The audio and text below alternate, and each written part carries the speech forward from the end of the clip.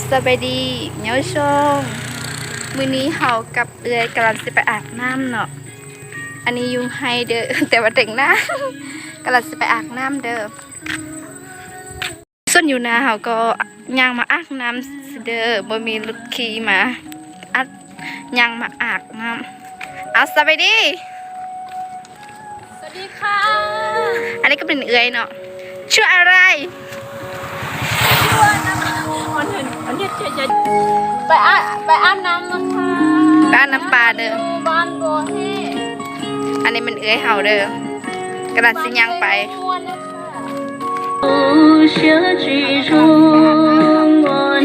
อย่าว่ากระดาษไม่เป็นดีชื่อชีไปอาบน้ำ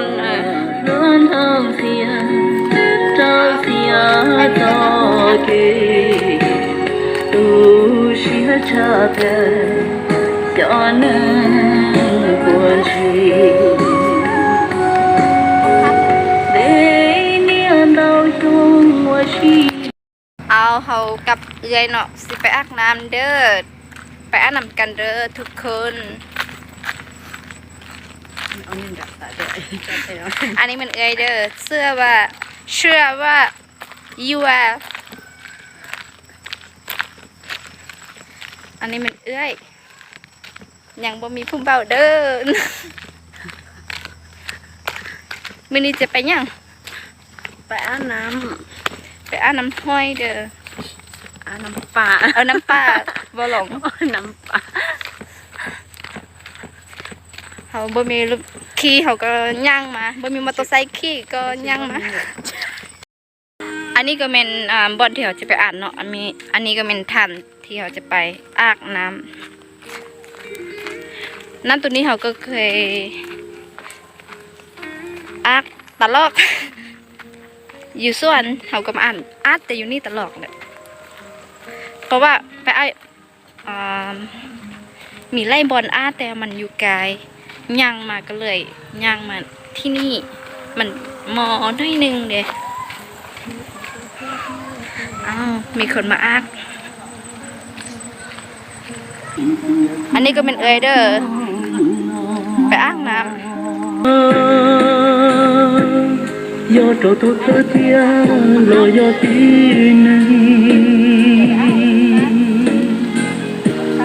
马到路西等待面。นี่ก็เป็นคนที่มาอาบน้ำอยู่นี่นำกันเด้อบอลหน่อยจะมาอาบก็เป็นไปนี่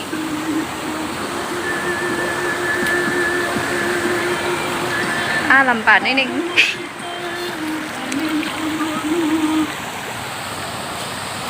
มันก็ดี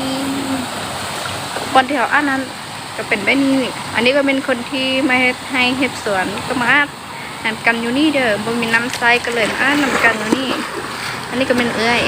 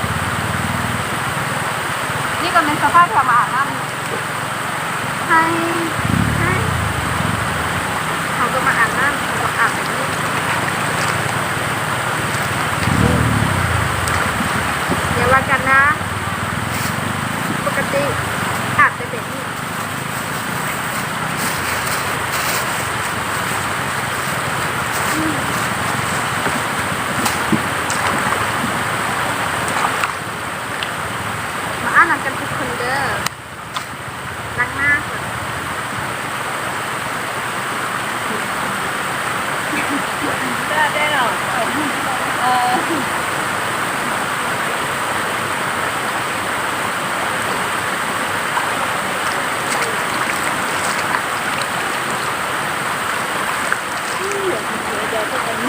เสา ม้ามันเป็นเรื่องที่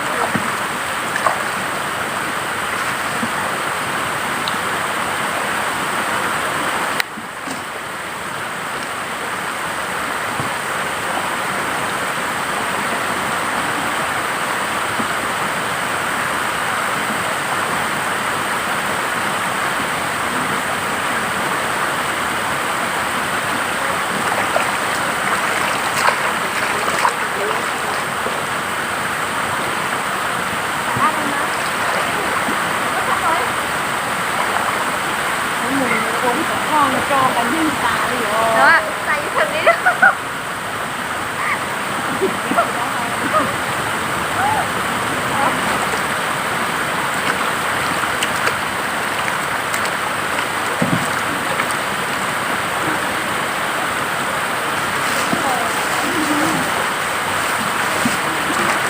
ใส่ตรงนี้สับผมนะ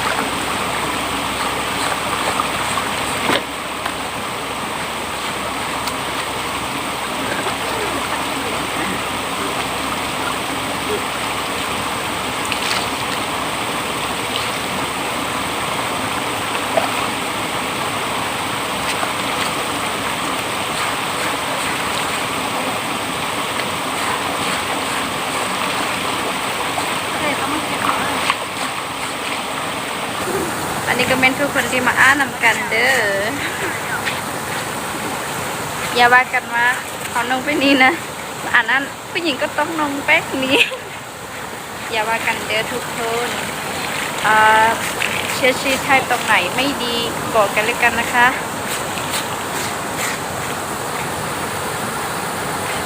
อันนี้เข้ากับนงคือเรานะอันนี้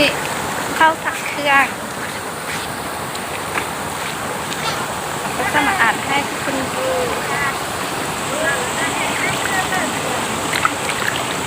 เขาอ่านแล้วแต่ว่าจะมาลิ้นนั้นให้ทุกคนดูนะคะ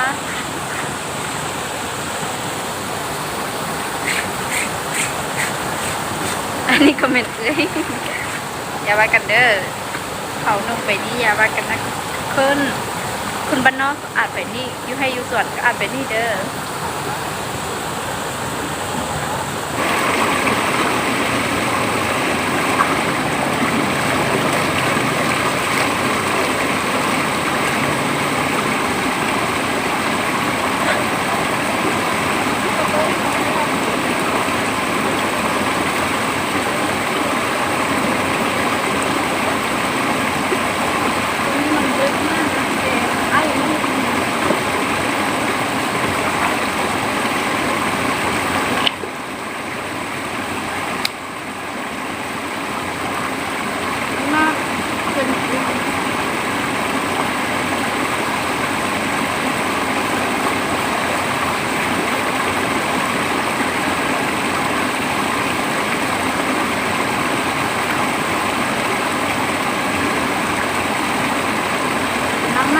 แล้วดังอีก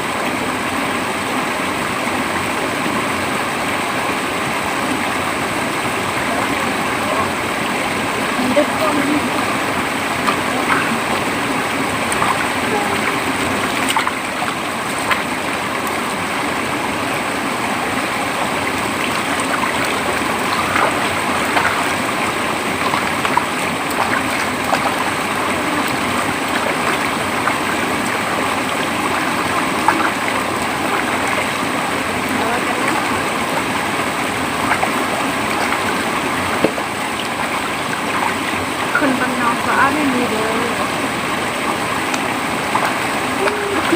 เอา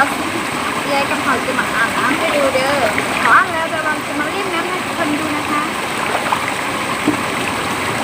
แต่ว่ากันเด้อที่เขาโนเว่นนี่ปกติเขากับโนเว่นนี่เนาะไม่มีอ่านก็บอกแค่เราดูรูปไทยเนี่ยไม่ใช่เปลี่ยนไปเล่นอยู่ไทยมาแล้วดำเลยดำคือกรรมพันธุ์เลย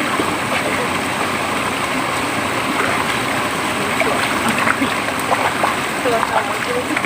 เยอะมาก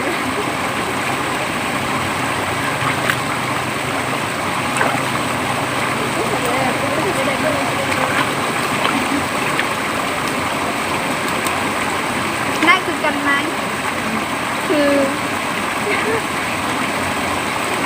การใส่จังเดี๋ยวดีก็บอกกันเด้อทุกคนช่วยติดตาม YouTube เพื่อชีเดย์ อันนี้มันที่ ใส่ เต่า ที่ เนี่ย มาที่ล่างเราติดตามกดหัวใจให้แดง ไลค์แชร์ให้เด้ ก อ ดไลค์กดแชร์ถ้ามา ให้เป็นได้บอดีแล้วก็บอกกันเด้อ ก็การแนะนำ สำหรับคลิปนี้ก็จบแค่ สำหรับ นี้ นี้ก็มาจบเท่านี้แหละเด้อ เอาเจอกันคลิปหน้านะบาย บ๊ายบาย เอ็นซีทุกคน